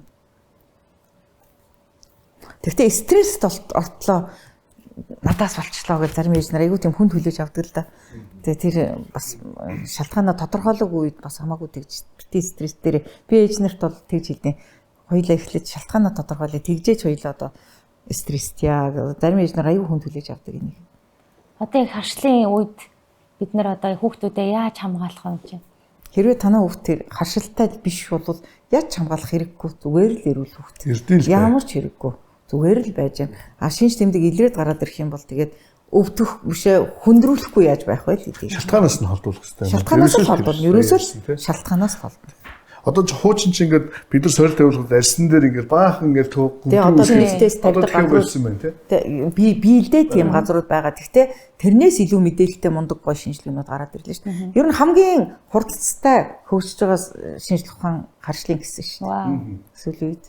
Сүүлийн үед энэ ч бас нөгөө юм цусаа шүүгээд тэгээ буцааж нөгөө хүндээ хийдэг нэг тийм имчилгээ гарсан гэсэн. Гэтэ тэр яг хүний цусаа аваад яхад одоо нөгөө бохирдолт гэдэг юм уу тийм юм явахаас би инфекшн болохоос айгүй айдаг байхгүй. Тэр имчилгээг та ер нь зөвлөх үү? Хэзээчгүй. Тийм үү? Одоо нөгөө нэг харшлын салбарын шинжилгээ ухаан яг Монголд бол одоо ингээд орж ирэхэд яг Монголд одоо ингээд салбар болгон хөгжиж штэ. Тэгээд харцангуй хамгийн шин мэдээллээр хангагдж идэг салбар штэ. Манайх ер нь бол харшлын салбар бол тэгээд шин мэдээлэлээр хангагдж байна. Тэгээ хөөхөдөө яг хэвдээ нөгөө харшлын шин эмнүүд их гарч байна. Энд чинь харшлаар чинь дэлхийн нийтээрээс овж штэ. Тэгэхээр нөгөө эрдэмтэд агиух ажилт юм байна л да. Тэгэл эм зүвчтэн ч гэсэн ягаал шинээр одоо нойр хүрэгдгүү ямар нэгэн урагт нөлөөлөхгүй гэл одоо янз янзаар боловсронгуй болоод эмнүүд гараад байна л да. Тэр болгоныг Монголд харцангуй нотгшуулаад ирч чаддаг салбар. Одоо энд яг ингээд манай харшлын нийгэмлэг гэдэг байхгүй ер нь одоо энэ мөнх эрдэл хогшийн юутай одоо анх үүсгэн байгуулаад ажилласан. Тэгэхээр энд бол хамгийн тийм юутай шин мэдээлэлээр хангагдаж чаддаг салбар юм. Маш хурдан апдейт болж байна тийм тийм. Манай хүүхдийн одоо ингээд 10 хэдэн тийм харшил илэрсэн байхгүй юу? Тэгээ надад тэр эмчилгээг зөвлөсөн. Гэхдээ би өөрөө жоохон азнаад хийлэхгүй гэж утсан байсан. Би яг зөв байсан байна. Надтай адилхан бас ээжнэр байх юм бол бити хэлгээрэй. Тэгээд ерөөсөө л одоо харшлын үнцийн тэгээ маш сайн одоо ойлгохтойгоосоо хэллээ шүү дээ. Ерөөсөө л тэр орчноос нь л холдуулах. Тэгэл тийм орчуулдаг ирүүл болчихсон юм шүү дээ. Шалтгаанаас л холдуулах. Шалтгаанаа тодорхойлол шалтгаанаас олдчих юм бол муурны харшилтай л гэж ярьж гэрээсээ муураад зайлуулчих. Тэгэл нөгөө хүүхэд маань ирүүл шүү дээ. Тэгээ одоо гих мэтчил ингээд ургамлын харшилтай гэж юм. Одоо тэр ургамлын бүтцтэй газруудаар аль болохоор явахгүй байхыг бодъё. За хэрвээ бүр яалтчгүй байх юм бол одоо нөгөө чихтэй маска зүй, малгайгаа өмсөе, толгоогоо угаая, үсээ богиносхий зөндөл асуудал биш үү? Хамгийн их нөгөө тоос суудаг юм чинь үс байдаг байхгүй? Тийм учраас дундаа одоо үсээ богиносох чи дандаа малгайгаа өмсөе. Тэгэл арга зөндөө шүү дээ. Хоолой залгуураа сайхан зайлъя. Тэр тоос чинь бидний салстан дээр суугаад байгаа юм чинь. Тэрийгээ сайхан нэг салстыг хураашуулахгүй байцуудаар хоолой залгуураа зайлъя гэх мэтчлэн гэх. Арга бий байлгүй байх. Морины хамаалаар бас утдаг гэж сонсоод байгаа юм. Морьтой ер нь ойрхон байсан хүүхд мөхтэй бас айгүй яадаг гэдэг юм хөлгсөн морь шүү дээ. Ургамлын тоосны харшил яг морь унахаар бүр айгүй яадаг. Яг гэвэл нөгөө морчин нөгөө өвс тоосон дундуур яваад үсэнд нь дандаа суудсан байдаг. Тэгээд хөлрөөд ирэхээр нөгөөхөн дэгдэхээр яг хүүхд хамгийн харшдаг. Дундаа ургамлын харшилтай хүүхдүүдийг морь битгий унаараа гэж зөвлөдөг. Яг тийм байна. Таны юм байна тий. Одоо жишээлбэл нөгөө 6 сарын сүүл энэ болоод нөгөө уляасны нөгөө нэг юунууд гардаг шүү дээ. Нөгөө цагаан одоо нөгөө хөвөнгүүд шиг юм. Би бол одоо жишээл тэрнээс харшилтай болчихсон. Айгуу түлхээ. Яг уляасны цагаан хөвөнгөөс бас харшилт юм биш шүү дээ. Тэр чинь хөрхи ямар ч гэмгүй юм шүү дээ. Тоосоо хаяхаар нь одоо нэг ургамлын тоос гэдэг юм чинь бас өөр нарийн бүтцтэй юм байгаа байхгүй.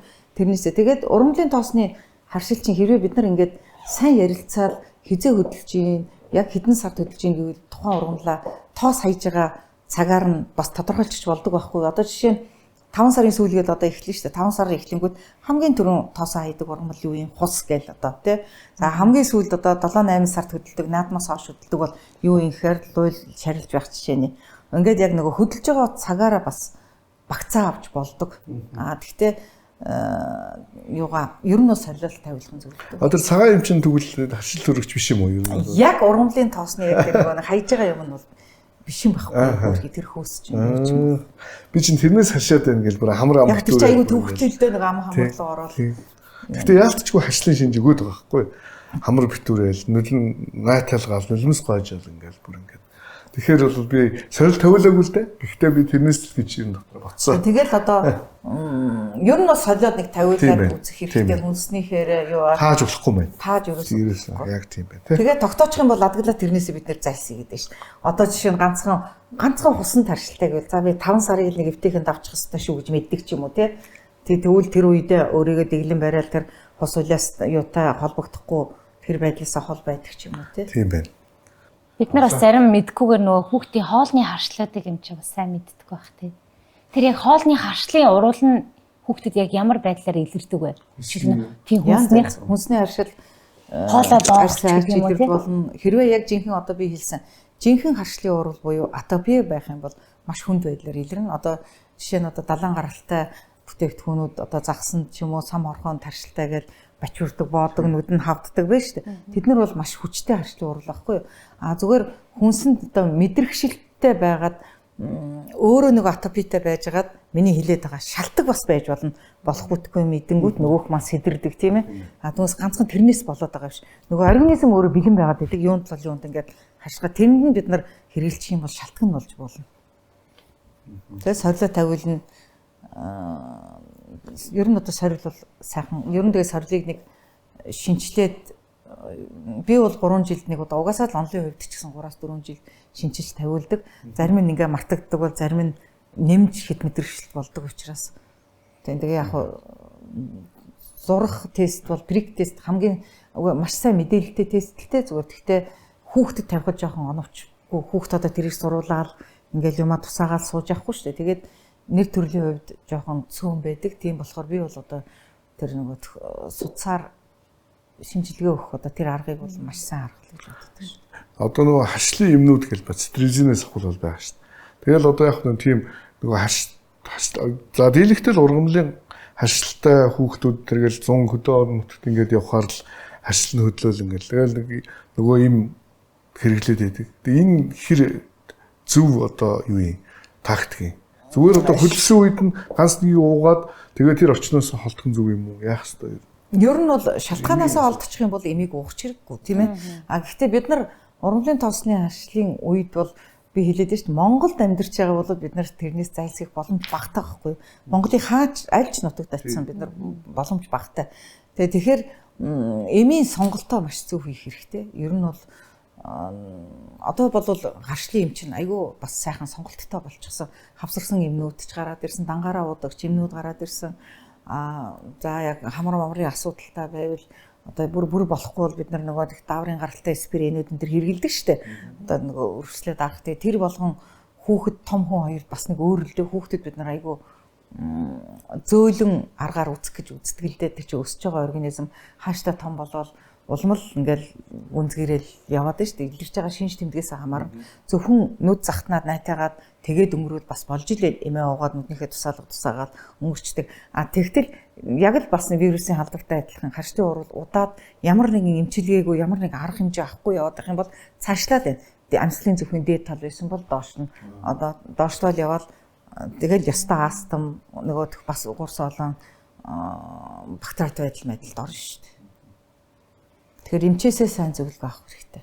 За хүүхдийн эмчийн хувьд асуухад эмчээ хүүхдүүдэд эцэг эхчүүдэд маань хамгийн илбэг тохиолддог гэдэг юм уу? Ер нь та яг ийм имийг л энэ хүмүүс ойлгочихосоо гэсэн нэг тийм нийтлэг зөвлөгөө явал биднэрт бас өгөөч. За би одоо нэг хүүхдийн эмч гэдэг л утгаараа л хэлэх гээд байна л да. За хүүхэд маань өөрөө мэдээж хүүхэд юм болохоор өвдөн шүү дээ. Ханиад хүрнэ. Одоо ямар ч өвчлөөр өвдөн. Тэр тохиолдолд дур мэдэн битгий эмчилгээ хийж байгаараа гэж би хэлмээр байдаг. За хоёрдугаар одоо миний бүр хамгийн эмзэгэлдэг юм сошиалор битгий бие биендээ зөвлөгөө өгч байгаа чи. Яа тэгэхээр нэг эмчилгээ нэг хүүхэд таардаг байж таарсан байж болно. Тэгэнгүүт нөгөө манай хүүхд яг тэгээд исэн болохоор чи энэ ингээ хэрэглээд үзгээд бие биендээ зөвлөгөө өгчдөг байхгүй. Энэ бол одоо бүр манад бараг л гамшигын төвшөнд очсон. Болохгүй баахан одоо нэг талаар би одоо энэ эмийн сангуудын эмийн жавтаа болсныг хэвээр маш сайн маш хамгийн сайн дэвшил гэж боддог байхгүй. Энэнгөө тэр байдал айгүй хөмөгцсөн. Тэрнгөөрөө бид нар хүүхдээ л харилж байгаа байхгүй. Хүүхдээ л бид нар хамгаалж байгаа байхгүй. Тэгэхээр хүний үгээр бити эмчилгээ хийгээрэй. Ер нь бол заавал эмчийн зөвлөгөө авч ижил хүүхдээ ямар нэг эмчилгээ хийж байгаарай л гэж хэлмээр. За Хамгийн эмзэглэдэг сэдв. өнөөдөр иж бидэнтэй ийм сайхан яриаг дэлгэж бас биднэрт нэг ч бас мэдлэгт маань тусал нэмэр болсон танд маш их баярлалаа. Эндтэй баярлалаа. Баярлалаа.